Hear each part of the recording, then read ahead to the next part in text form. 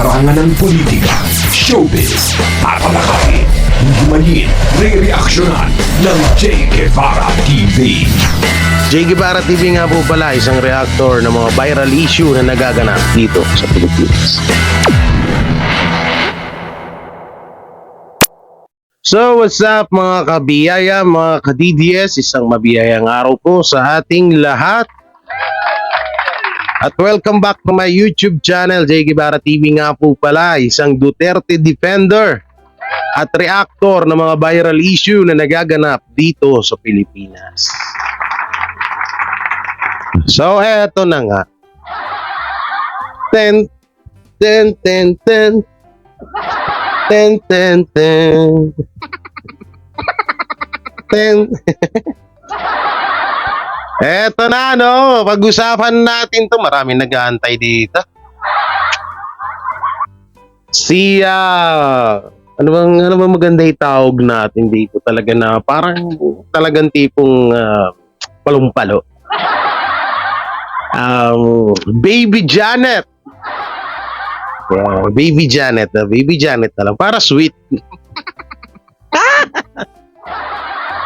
So pag-usapan natin itong pinagsasabi ni Baby Janet dito kay BP Sara. Siyempre, anong silbi natin sa pagiging defender ng mga Duterte kung hindi natin sasagutin to si Baby Janet? Kasi may mga spalyado na naman na sinabi to about kay BP Sara. So paalala lang po, mahaba-habang video to.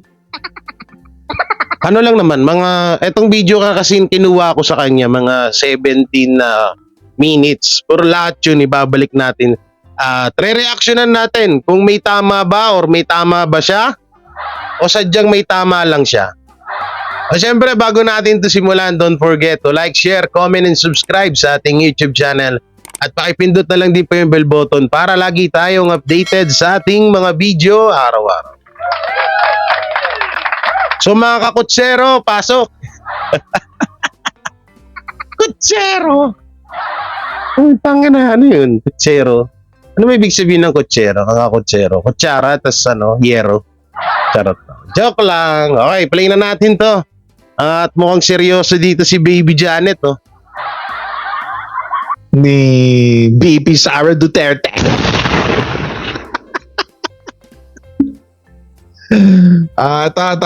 Panoorin natin yung mga ibang parte. May gano'n naman to pa. Oo nga pala, may sinabi pala siya dito. Kaso hindi ko na nga lang naisama. May sinabi po pala siya dito. Sabi niya, yung mga vlogger, siguro may nag-comment sa kanya about sa amin. No. Sabi niya doon, yung mga vlogger na sa camera lang matatapang. Wow, hindi try mo, Baby Janet. Well, ako always ready ako. Baka gusto mo i-try kung talagang sa camera lang ako matapang, hindi try natin. Wala namang problema 'yon.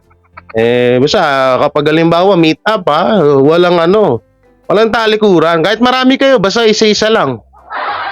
Huwag ka magsasalita ng sa camera lang matapang. Hindi kami kagaya ninyo at hindi kami kagaya ni Ninyo Barsaga. Okay, tuloy natin to. It's lang. Yun BP Sara nasa rally kanina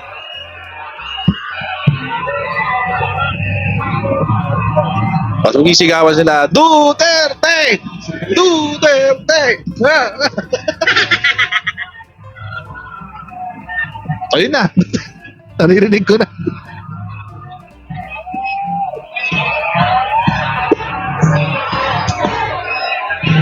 Di ba puro chant? Puro chan. Tangina mo mas mataba ka pa sa akin. Oy, di awak lang, mas mataba ka sa akin ha. Narinig niyo sinabi niya, puro chan.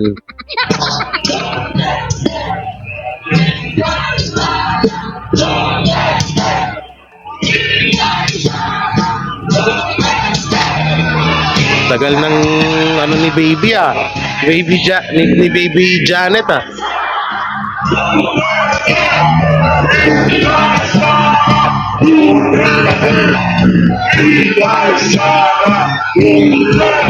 Dapat pala kinat ko pala to.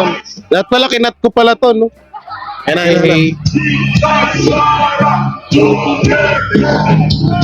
dapat pala doon ko muna banda sa may mismong salita ni Baby Janet.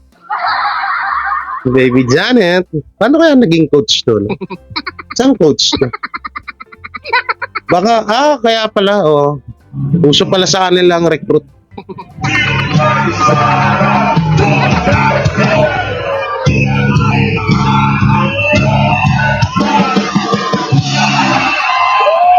Yan na. Mabanat na. Okay.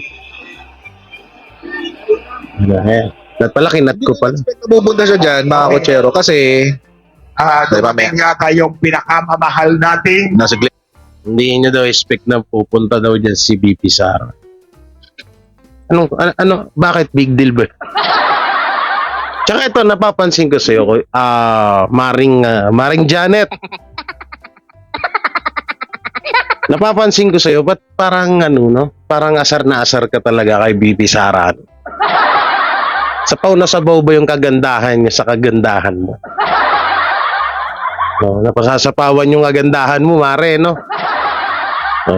Hirap talaga kapag Masyado siyang init na init kay BP Sara. So, Vice President. wait. Sige, susundan natin yung logic ng mga ng mga Duterte Balahura supporters. O si Glenn Chong. Bumaliktad siya. So ibig sabihin bayaran siya? No? Alam mo, wag mo ikumpara yung sarili mo kay Glenn Chong.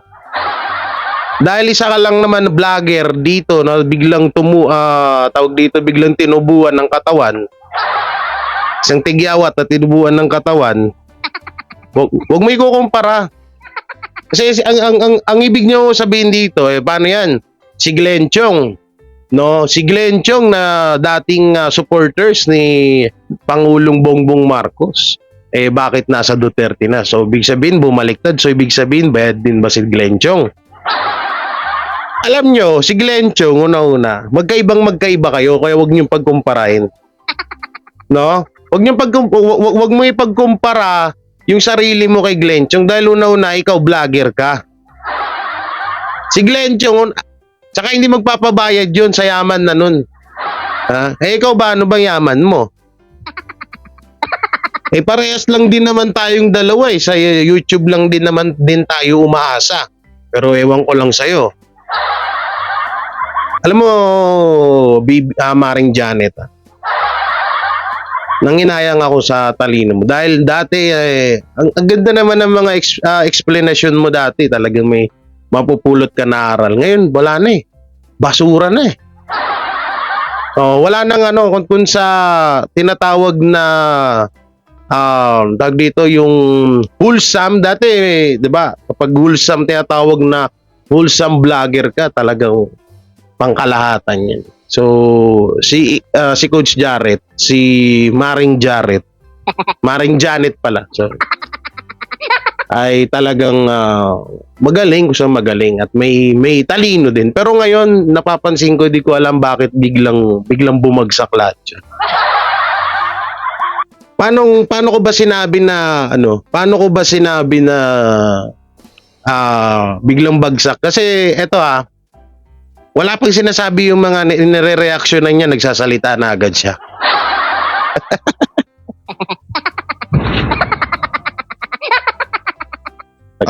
Tagal mag-isip. Gamitin natin yung logic ng mga Duterte Balahura supporters. Okay? Sabi kasi kapag bumaliktad ka kay Digong, bayaran ka. Dapat it should also apply the same way sa inyo. Pag bumaliktad kay Digong, pag bumaliktad kay Marcos, papunta kay Digong, dapat bayaran din. Pero wag mo nga tulad sa'yo. Magkaiba kayo, Maring Janet, ha? Magkaiba kayo. No, yung kay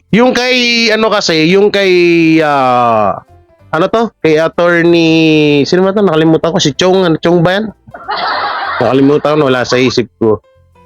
Yung sa kanya kasi, prinsipyo at hindi niya na kayang tiisin yung mga pangit na ginagawa. Na para sa kanya ay pangit na nakikita niyang ginagawa sa partido ni Pangulong Bongbong Marcos. Ikaw, ano bang magiging patunay mo para may sapat kang dahilan na para masabi mo na kaya ako bumaliktad kasi ganito. Kaya ako bumaliktad kasi ayoko na kay Duterte. Kaya ako bumaliktad kasi nabudol ako. Ayun yung laging inaano mo, ayun yung laging kinakatwiran mo, Maring Janet, no? Una-una, paano ka nabudol kung dati ka namang supporter ng mga Duterte? Kasi kung halimbawang nabudol ka, no, dapat dati mo pa na-realize yan eh. No, dati mo pa dapat na-realize yan. At dati pa lang dapat Marcos ka na talaga. 'Di ba? O baka ginamit mo lang si Duterte dahil sa panahon na 'yon ay talagang matunog at talagang nadami ang supporters mo kapag sinuportahan mo si Pangulo or si former President Rodrigo Duterte. Dahil alam mo, wala kang mapapala kapag si Lenny kinampihan mo. Kahit na kulay pink yung bulbul mo. At kulay pink din yung background mo. Diba? Ayun yung nakikita ko dun eh. Kaya mo lang sinuportahan si Rodrigo Duterte at ang mga Duterte noong mga panahon na Duterte ka pang magmura. Ayoko na magmura, di na magmumura talaga. No? Noong mga panahon na sinusuportahan mo si Tatay Digong, kasi noong mga panahon na yon ay malakas yung hatak sa views, malakas ang hatak sa followers, at noong mga panahon na yon ay etong si Lenny Robredo ay talagang bagsak at hindi makausad-usad laban kay Pangulong Rodrigo Duterte.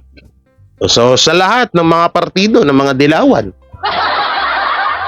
Kaya wag mo sasabihin na ganito, logic. Hindi logic 'yun. Iba yung kay Chong, iba yung sa kanya, iba yung sa iyo, Maring Janet, ha? Ibang-iba, napakaiba, napakalayo. No? Alam mo kung bakit ka namin sinasabihan na nabayad ka? Kasi lahat ng dinura mo, nilunok mo lang din. Biruin mo dati sa Rappler, sukang-suka ka. Ngayon, proud na proud ka na. Diba? Tsaka ito na lang eh. Bakit ka naniniwala sa mga taong binaboy si Pangulong Bongbong Marcos? O ba't ka naniniwala ngayon sa kanila? Dati sukang-suka ka sa mga dilawan. Ba't ngayon paniwalang-paniwala ka? So, ano meaning nun? Ayun pa ba yung tinatawag na logic? I-logic ko kaya mukha mo. Easy. Kalma. Oo, kalma. Simple yun. So, si Glenn Chong ba, bayaran? Baby, kalma. Pakisagot. Kasi, nakakahiya kayo pag di nyo kayang sagutin yan. Putay na. Nakakahiya pala pag hindi agad kayang sagutin yan. Wait lang, inom lang ako ng water. Hindi bayaran si sino ba yun? Si Enchong ba yun? Nakakalimutan ko palagi pangalan nun. Nakakahiya kayo pag di nyo kayang sagutin yan. Ay Digong, bumaliktad siya. So, ibig sabihin, bayaran siya?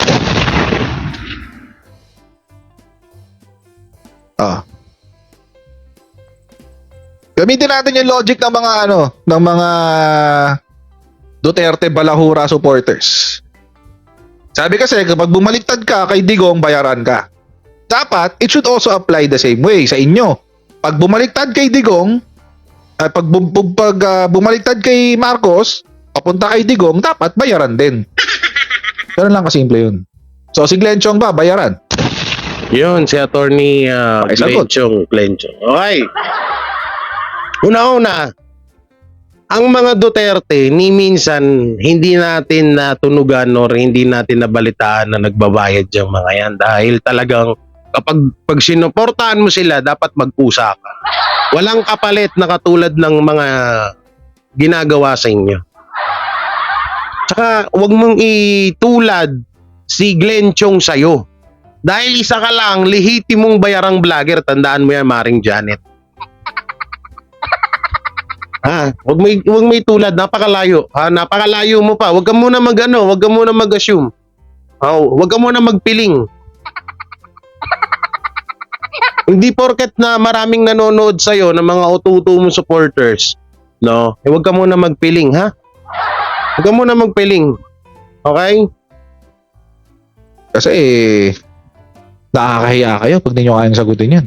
Ito naman hamon ko sa'yo, Maring Janet.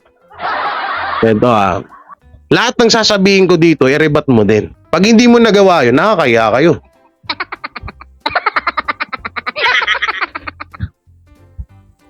Tuloy natin.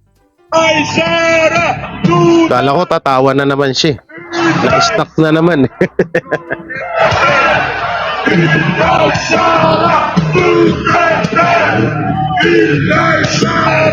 Ma'am, yung hinain po mga taong bayan po, ma'am. Pagod na po daw sila. Magdadalawang taon na, pero wala pa rin po ang pagbabago na nararamdaman nila. Opo. Sino kaya ito nag-i-interview na doon, no? Baho ng bibig niya. Baho ng tanong mo. Journalist ka ba talaga? Sabi niya. Utang na nagrereklamo ka sa nag-interview kay BP Sara na tiga SMNI. O bakit yung sa Rappler ay mong sitahin? Mas mabaho yun. Puta na, may ginawa nga yun, inudngud yung mukha ni Pangulong Bongbong Marcos sa tahi ni Nino Bersagay. O bakit yun ay mong sitahin? Mas mabaho bunga nga nung mga yun. Hindi mo kaya, no? Kasi doon ka nakakakuha ng idea sa vlog mo. Na dati suka ka sa Rappler, tapos ngayon doon ka kumukuha ng idea. Ano yun? Sinabihan mo dati ang Rappler na dakilang fake news. Fake news peddler. Tapos ngayon doon ka kukuha ng idea na paniwalang-paniwala ka. Tsaka ito na lang, common sense o logic din. Una-una SMNI yan. Ano ba SMNI? Di ba kay Pastor Apollo Kibuloy yan? So anong gusto mong itanong ng mga yan? BP Sara, ang laki na po ng pinagbago ng Pilipinas. Simula po nung 2 taon, ganun ba gusto mo marinig? Ha? Gusto mong ganun marinig? Ano yung katangahan ba yon? Tsaka ito na lang bakit yung SMNI sinisita mo? Ba't yung ibang nag-i-interview sa mga Duterte na pangit din yung interview nila, ba't hindi mo sinisita? Kasi nga, bias ka. Sabi niya ano po masasabi niyo sa mga Pilipinong 2 taon na raw pero pagod na sila, wala pa rin sila nakikita pagbabago, etc. etc. Baho ng tanong mo, boy. Ito may sasabihin siya rito. Dito niya pinatunayan, nakaparehas na siya ng Rappler na isa ding fake news. Fake news peddler. Pakinggan nyo maigi mamaya. May sasabihin siya, napakalayo talaga sobra. Sobrang napakalayo sa katotohanan. Na kahit siya siguro hindi siya makapaniwala dun sa sinabi niya. Pakinggan nyo. Angit. Loaded na loaded eh.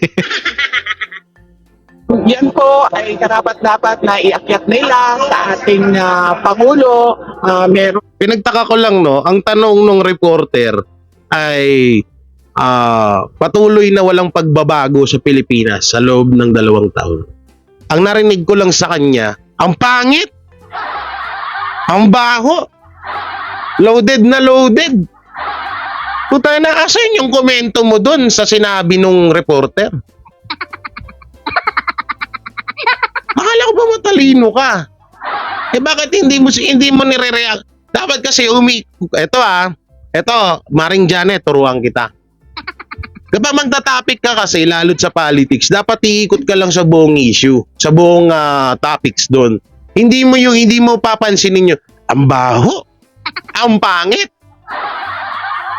Okay sana kung kamukha ni Nino Barsaga yan. May ano ka, sabihin mo na, bakit kayo? Ganyan din naman. No? Kasi alam ko, sasabihin mo yan. Sabi ko nga sa'yo, alam ko kulay ng bulbul mo, kulay pink. Walang sinabi sa puro baho, ang pangit. Kung sa lahat naman ng mga complaints ay pwedeng mapag-usapan ng merong diplomasya at nasaya ako dahil ang mga supporters ni Pastor Apollo Kibuloy, members ng Kingdom of Jesus Christ, personahe ng SMNI, merong mga ganito na mga rally at pagtipon para mapalabas nila ang kanilang mga nararamdaman. At ito ay pagpapakita ng ating freedom of speech and religion. Okay. Let's break it down. Break it down, y'all. Okay. Ang tanong ni interviewer, kung sino man siya, is, ano masasabi nyo sa mga Pilipino daw na nandyan daw sa lugar na yan who ay Gago, nawala. nawala. Hindi kasi, BP Sara. na ano ko kasi, napansin ko mga kabiyayan. Nag-isip muna siya bago siya magbigay ng komento. No, ng komento dun sa reporter. Kasi dapat nung una pa lang, kung nakapag-isip na agad siya, nang ipangre-rebat niya dun sa reporter, nung una pa lang sinabi niya. Pero anong lumabas sa bibig niya? Mabaho, loaded, ang bantot. Ayun yun nun. Dumami ang phone. At ito ay pagpapakita Tingnan nyo, nung nakapag-isip siya, tsaka na lang siya nakapagsalita ng ganyan. Okay. Okay?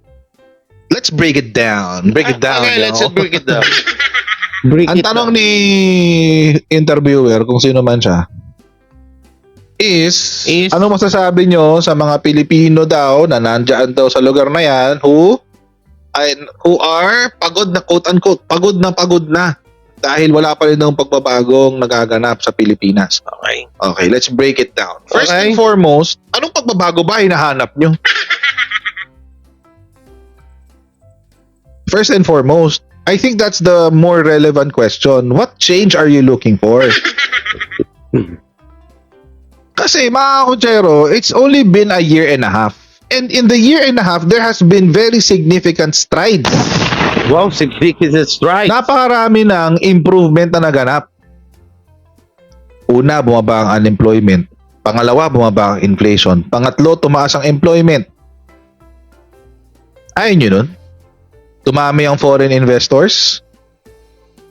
Up to 200 billion pesos ang pumasok na investments. Nabayaran natin ang 1.8 trillion dollars na 1.8 trillion pesos pala na utang ng bansa abroad. So anong di nagbago? Masyado kasing generic yung tanong. Yan ang yan yung mga tanong ng mga propagandista. Yung mga ganyan yung mga style ng mga komunista eh. Bakit kayo hindi niyo ba ginagawa yung mga ganyang katanungan? Bakit sa side niyo? Hindi niyo ba ginagawa yung mga ganyan tanong? May tanungin ko lang kayo. Bakit kapag in-interview, pag may isang against to Duterte na mga reporter, di ba ganyan, mas malupit pa ang tanungan dyan? Masasabihin mo, masyadong generic. Kung generic yung tanungan na yan, mas generic yung mga tanungan ng mga kakampi nyo. Mas diamak na generic yun. Alam mo kung bakit? Panoorin mo yung kay Robin Padilla, yung interview. Tignan mo, mga puro kakampi mo lahat yung mga puro partido ni ng mga dilawan at ng mga pulahan yung na yun. Yung mga nag-interview kay Senator Robin Padilla. Tignan mo kung hindi ba generic yung mga tanungan doon, mas generic pa yun. Tsaka sinasabi mong about sa utang na 3 trillion, 1 trillion, 3 trillion. Ano ba 'yung sinasabi mo na gano'n? Unang-una nung umupo yung tumatakbo pa lang si Bongbong Marcos, ang pangako niya sa sambayan ng Pilipino ay gagamitin niya ang kanyang kayamanan o kung ano man yung kayamanan nila ng mga Marcos para maiahon to sa Pilipinas itong maiahon sa hirap itong Pilipinas. Tapos ngayon isusumbat nyo? Eh di ba galing sa pangulo niyo yan? Siya mismo ang nagsalita at nagpatatak sa isip ng mga mamamayang Pilipino na gagamitin niya ang kanyang yaman o kanilang yaman para sa ikakaunlad ng Pilipinas. Ngayon yung sinasabi mo na yan na utang, na kasi ang pinapalabas kasi nila dito ay utang pa na ni Pangulong ni former President Rodrigo Duterte na iniwan daw kuno. No, iniwan daw kuno ni Rodrigo Duterte kay Pangulong Bongbong Marcos. Unang-una, Maring Janet, hindi mo ba naisip na yung mga utang na yan ay hindi naman talaga lahat yan nagsimula nung umupo si Pangulong Rodrigo Duterte? Para sa, di baka mamaya hindi mo lang naaalala. No. Kasi simulat noon, wala pa naman ang mga Duterte dito na hindi pa nakakaupo yung mga Duterte, sandamakmak na ang utang ng Pilipinas. At tandaan mo, si former President Rodrigo Duterte, dumaan yan sa krisis para sa kaalaman mo lang. Yung COVID, hindi ko alam kung nandito ka sa planeta namin nun. Kasi parang hindi mo ata alam. Kaya nga dapat mas maintindihan yun. Kaya medyo lumaki ang utang ng Pilipinas dahil dun sa COVID na yun. Diba? Dahil nagka-krisis dito sa buong Pilipinas. Ngayon isisisi nyo bakit ang laki ng utang ng Pilipinas? Pangako ni Bongbong Marcos yun sa mga bumoto sa kanya. Pangako sa atin yan Huwag gampanan niya yan. Huwag kayong magreklamo. Galit na galit kayo sa mga komunista pero yung galawan nyo pang-komunista. Di kaya dahil kasama nyo rin yung isang propagandista na dating komunista. Kaya ganyan yung style. Ito lang din about yun sa sinabi mong yan. Masisisi mo ba si BP Sara na ganyan yung tanong sa kanya? Sa tingin mo ba tatablahin ni BP Sara kapag ganyan yung tanong? Ang daming nagtatanong ng mga kapartido nyo na ganyan yung tanungan kay BP Sara na nagpo-provoke sila na para mapag-usapan si Pangulong Bongbong Marcos, na para may masabi itong si BP Sara na against to Bongbong Marcos. Kadalasan na nangyayari yan Sasabihin ng reporter ang pinaka niya na interview kay BP Sara talagang nagpo-provoke na para may masabi si BP Sara against to Bongbong Marcos. Tapos sasabihin mo yung mga galawan kung galawan na ganyan, mas galawan ng partido nyo yan. Tandaan mo yan. Tayo na, diba? Galit na galit ka sa mga ganyan, mga ganyang galawan. Bakit yung kinakampihan mo ngayon? Ano ba yung galawan nila? Bago ka sana mag-isip, bago mo sana sitahin yung mga ganitong galawan, sitahin mo din sana yung sa partido mo. Una-una, hindi naman kasalanan ni BP Sara. Buti sana kung si BP Sara ang nag-i-interview. Hindi alalahanin mo, si BP Sara ang ini-interview. Hirap sa inyo Yung alam nyo, sa tutusin, mas deserve ng ibang mga vlogger yung taas ng mga followers nyo. Dahil mas mainam pa yung mga utak nila kaysa sa inyo. Napaisip lang naman ako. So ano yung specific na gusto niyo magbago? Bigas pa rin, balik tayo sa bigas. Balik tayo sa bigas. Nung panahon pa lang ni Digong, umaabot na ng 80 pesos yan. Yun. Ayun yung sinasabi ko sa inyo. Nung panahon, balik tayo sa bigas, sabi niya. Yung panahon pa lang, about niya sa bigas na yan, 80 pesos na daw per kilo ng bigas nung panahon ni Tatay Digong. Na isang napakalaking fake news at napakalaking kasinungalingan. Putang ina, 80 pesos kilo? Saan ka nakakita nun? 80 pesos, sure ka? Saan planeta ka galing? Maring Janet, dito to, saan ka planetang galing? Saan ka nakakita ng 80 pesos per kilong bigas? Yan ang hirap sa inyo. Masyado na kayong Masyado na kayong fake news eh. Masyado nang obvious eh. Puta na, para lang may pangbanat kayo sa mga Duterte, dagdag bawas kayo. Dapat ang tawag nga sa inyo mga vlogger, dagdag bawas eh. Puta na, 80 kilo ang bigas nung panahon daw ni Duterte. Eh di sana nagkamatay na tayo dito nung panahon na yun dahil nung panahon nun kung may COVID yun, tandaan mo. At lahat ng mga tao nun, walang mga trabaho dahil na may quarantine. Kasasabi mo 80 kilos ang bigas, saan kukuha ng pang-provide ng mga tao sa pangtustos nila sa araw-araw? Kung nung panahon ng COVID wala nga mga trabaho, hindi nakakalabas ng bahay. Tapos sasabi mo 80 pesos ang kilo ng bigas? Ay, ayoko lang magmura eh. Gago ka ba? Doon pa lang eh. Yun yung ano ko, sabi ko wala to. Kung tayo na, laki-laki ng channel mo, pinapakain mo sa mga manonood mo, basura. 80 pesos ang kilo ng bigas. Saan nakakita nun? Tanginang yan. Eh kahit nga siguro sa ibang bansa walang 80 kilo, hindi 80 kilos ang natural lang na bigas dun eh. Basta hindi imported eh. Paano kinakain mong bigas? May ginto? Linaw ng sinabi niya oh. Kung hindi ko na matatapos to, haba na ng video natin. Komunista. Hindi kaya dahil kasama nyo rin yung isang propagandista na dating komunista. Kaya ganyan yung style. Napaisip lang naman ako. Si Amy. So ano yung specific na gusto niyo magbago? Bigas pa rin, balik tayo sa bigas.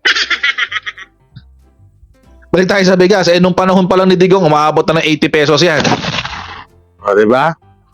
Yun pa lang eh. Wala na. Paring Janet, pa-fake. Over ka na. Yung sinasabi mong loaded, itong nag-i-interview kay BP Sara, sa'yo ata yun, parang ikaw ata yun, Mare. Paring Janet.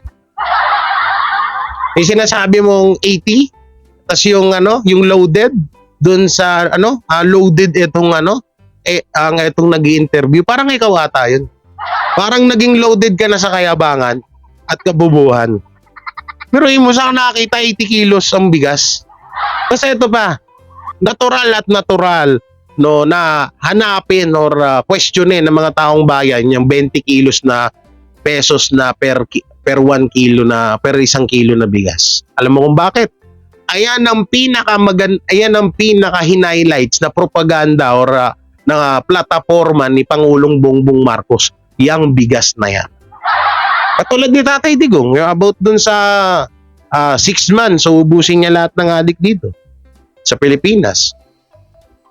So sa 100%, nagampanan niya ang 80% dun.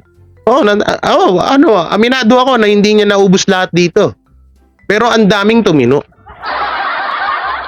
No, hindi niya naubos ang mga adik sa 100%, pero pero ang napatunayan niya 80 to 90%. At yung mga napatino niya halos lagpas sa 100%. Tsaka wag mong palaging gawing yung 20 kilos na bigas, laging pangsupalpal na hindi nakaka-move on. Malamang, yan ang pinaka-highlights ni Bongbong Marcos sa kanyang plataforma na yung 20 kilos na bigas. Malamang na yan din ang hahanapin at isusumbat ng mga taong bayan sa kanya. Dahil yan ng talagang binarka niya sa isip ng bawat Pilipino.